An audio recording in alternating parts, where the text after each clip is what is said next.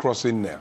Sesko's unlucky. Yeah, 104th goal for Manchester United. He's picked up the Man of the Match award there. You feel he was closely pushed by Kobbie Mainoo, who consistently... I mean, let's just point something out to everybody. Under Ruben Amorim, all season, 228 Premier League minutes.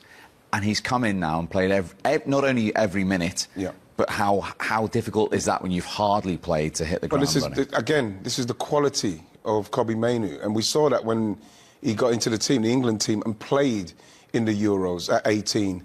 We know what the quality he's got. Everybody's confused with what was happening with Ruben Amorim, because when you look at him, somebody who's not played and coming into a Man United side that's not in great form, to play in that midfield, which is all the questions have been around, and then just to do things like this, just the quality. Like you're listening to Bruno saying that he's given them the freedom to go and express yourself because they're good players.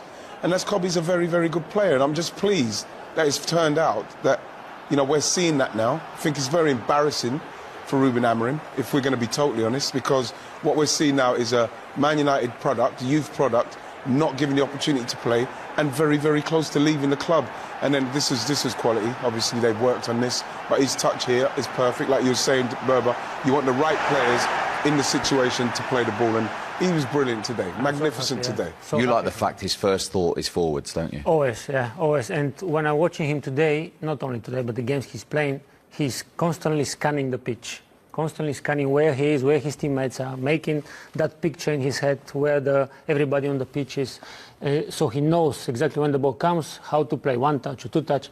He's very clever, slowing the game when the game needs to be slowed down, draw the opposition towards him, and then pass the ball. This way, freeing the space in the opposition half.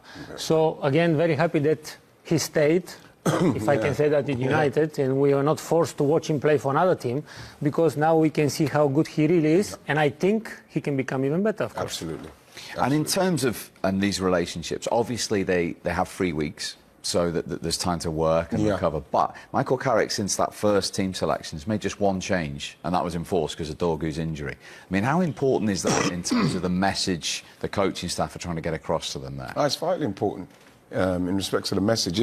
But what the main thing with it is, Steve, is that when you look at the Premier League this season and the way it's going, with Arsenal, with City, with Liverpool, you know, with Villa, now you have to say with Man United, because everybody's saying, which team can put a run together?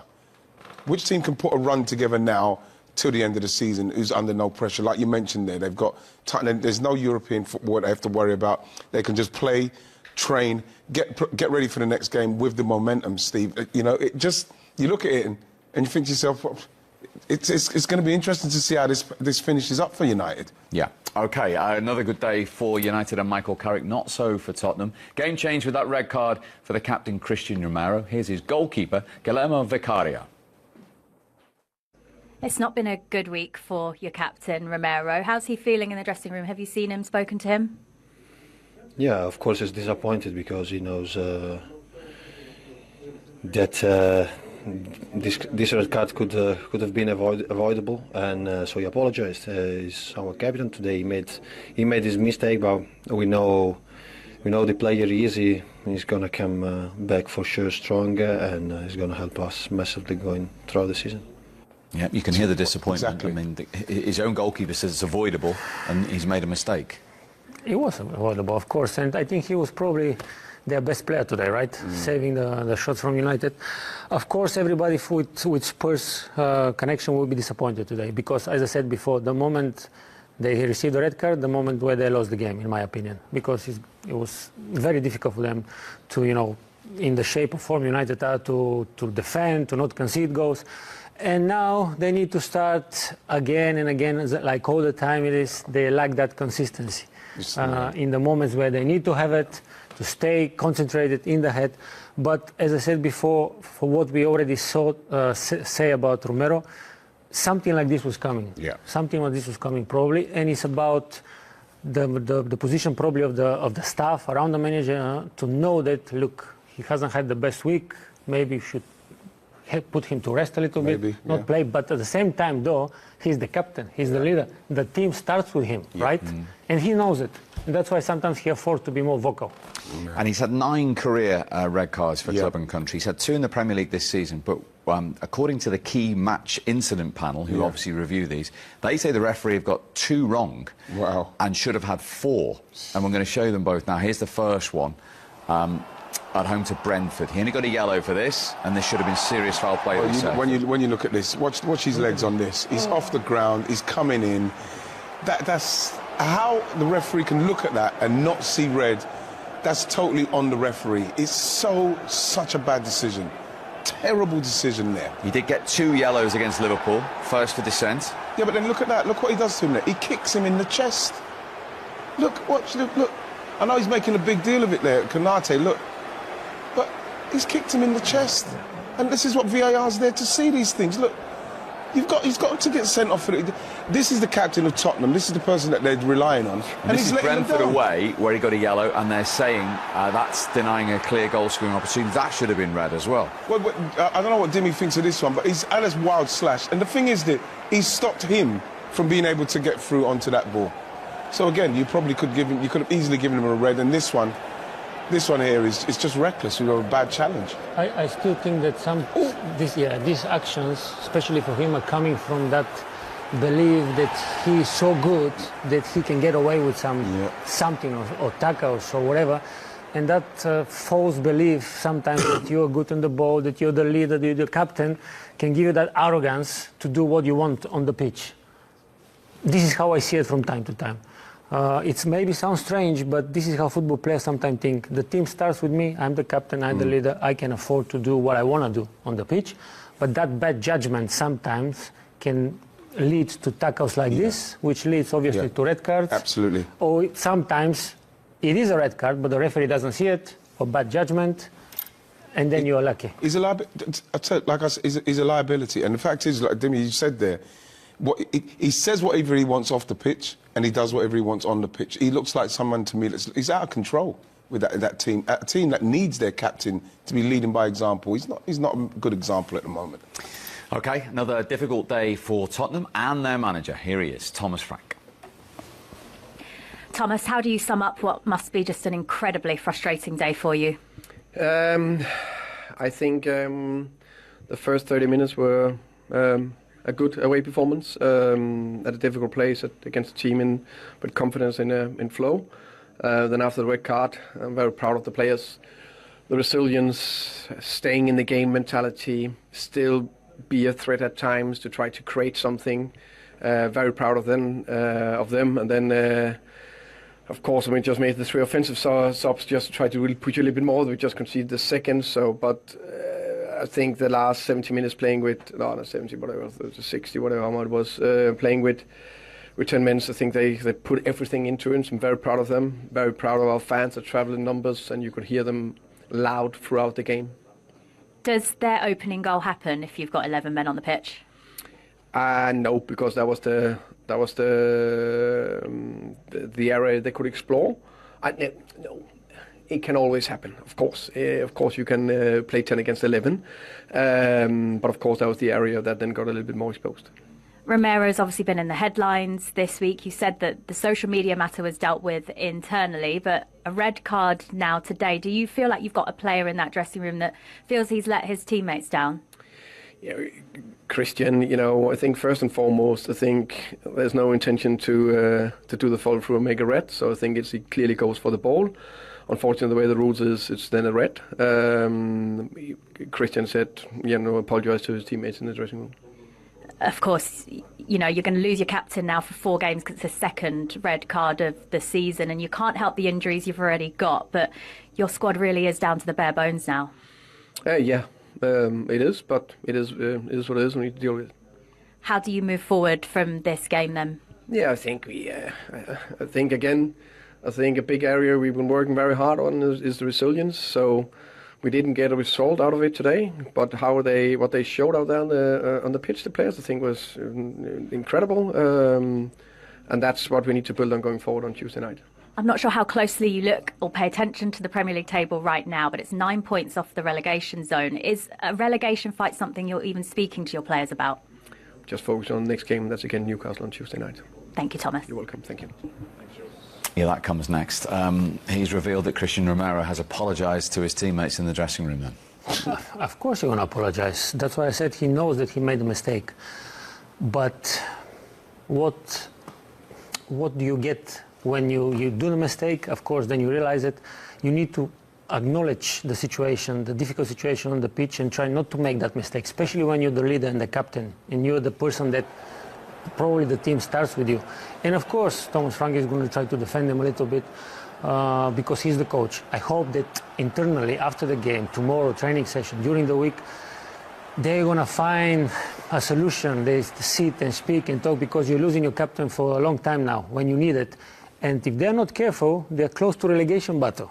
They still don't see it, but if the results don't go their way, that can be something they need to worry about. Yeah. In the table, Eli says a top performance again. I love Bruno. Give Carrick the job, not just a counter-attacking team, basically playing against a low block today, even before the Reds. Kelly, though, not blaming Thomas Frank for that defeat, saying, I mean, we may have lost this game anyway, but at least we would have given it a go, which is how we started it. This one is not on Frank.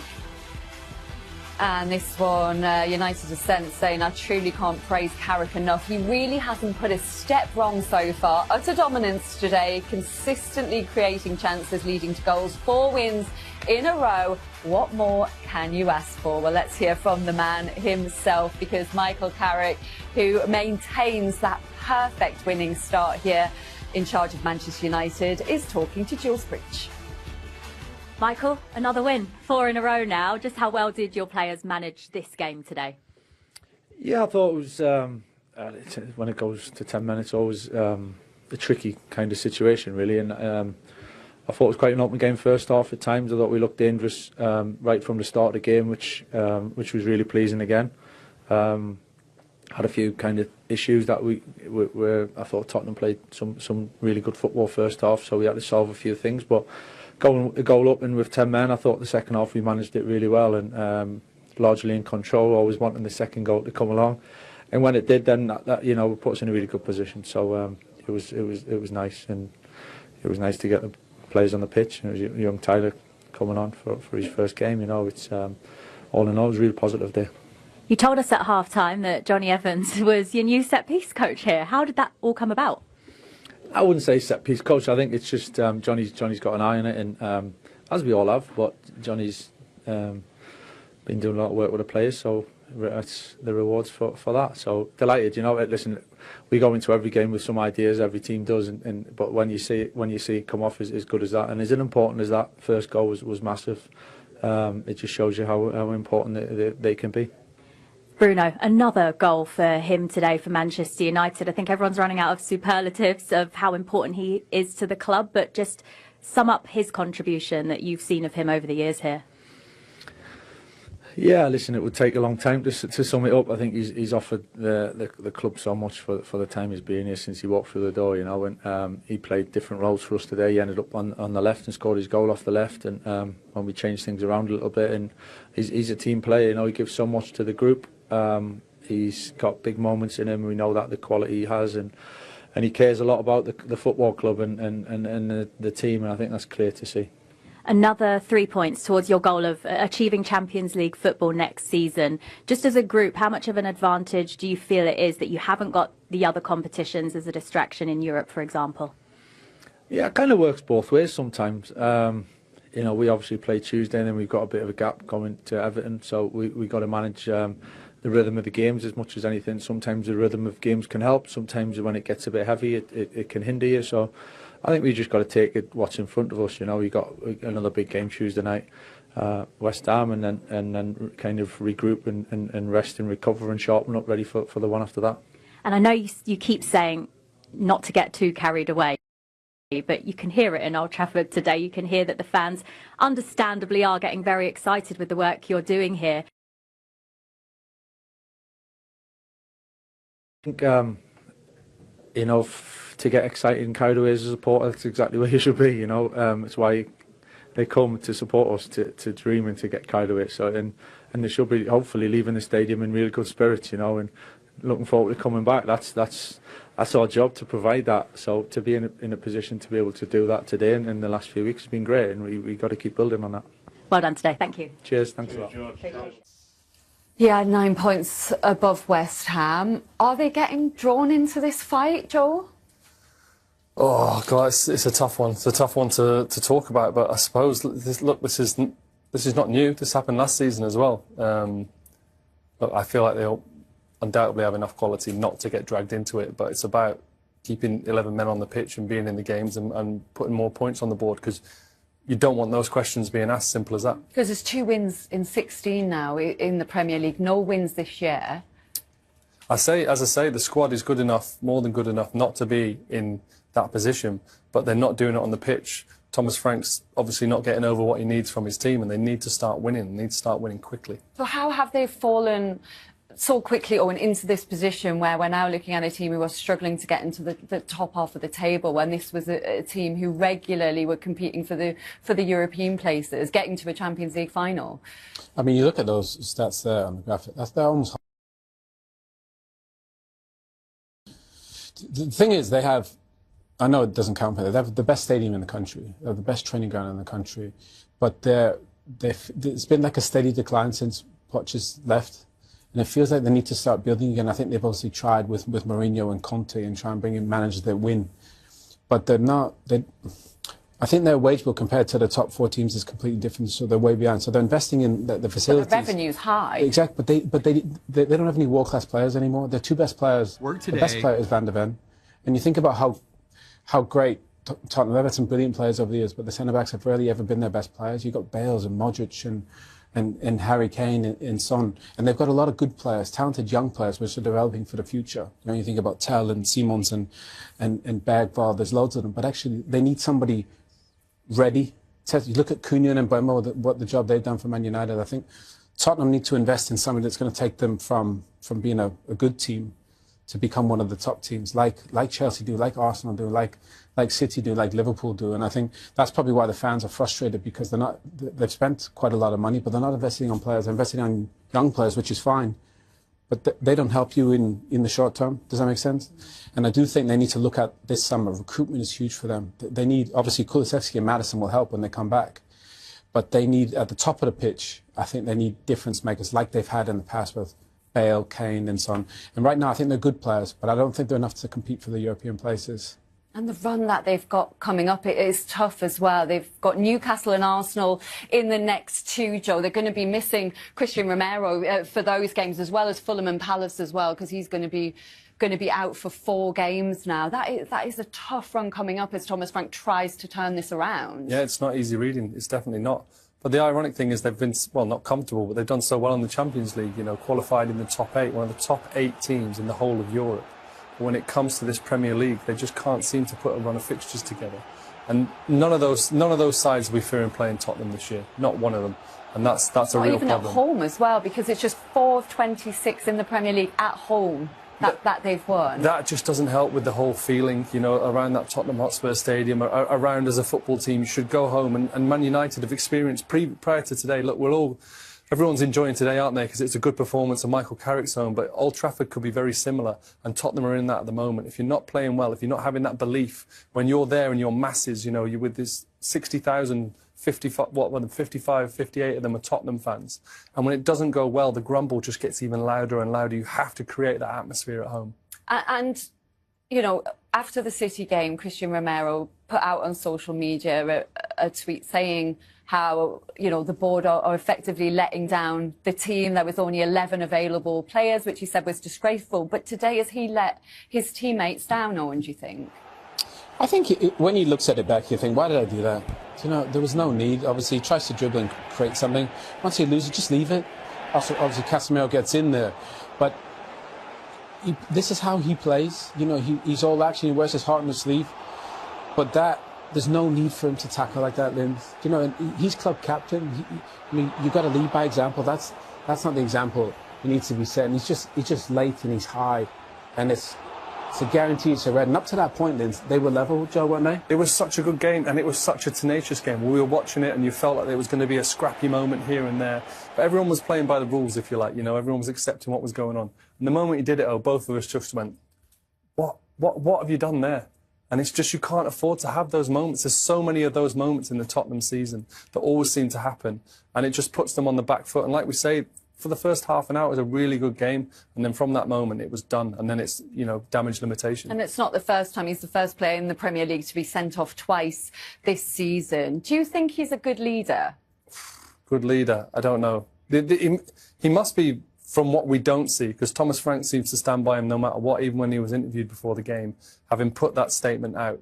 He's my captain, he's my leader. But is that because of a lack of other alternatives, do you think, in that dressing room? Are they just lacking leaders in general? I'm not in that dressing room, but look, it's Tottenham. It's not just a random Sunday League team where they've just got to pick someone who's the best player. You know, this is established, full international players, people who've won things, you know, European champions from last year. So he's got people he can pick from, and he seems to think Christian Romero is the main man for it. So what that says about the Tottenham squad, I don't know. Should he stay captain, though? Look, that's just horrible conversation. Like I say, with Tottenham at the moment, Thomas Frank is having to talk about everything that he doesn't want to talk about. Even that conversation with Jules there, she's within her rights to ask, are you in a relegation battle? Yeah. It's just... It's the headaches you don't need as a manager, and he's got them constantly. Of course he's going to have to think about it. You know, he's missing him for 4 games. He's gone against the club in what he's said. That's, you know, he's killed his team today in the first half an hour, just going that little bit too far in how he plays. It's a thought process. He's going to, like I say, all the things that he doesn't want to be thinking about, he's having to do. Because he's missed 3 games already through suspension, so it's going to end up being 7. He's linked with a move away as well. Do you think he can remain captain, Owen? Well, he won't. Then obviously the next 4 games, and Mickey van der Ven, you know, I think he took the armband when he came back in, and I think he'll be a brilliant captain. And I think if you want to keep Mickey van der Ven beyond this season, because I think he could play for Real Madrid or Barcelona or any of the best teams in the world, I think maybe that's a clever way of keeping him at the football club by making him club captain. But Joe makes a good point. Thomas Frank's got to keep putting out fires left, right, and centre, and they've got so many issues. They've got to find a way to stop shooting themselves in the foot.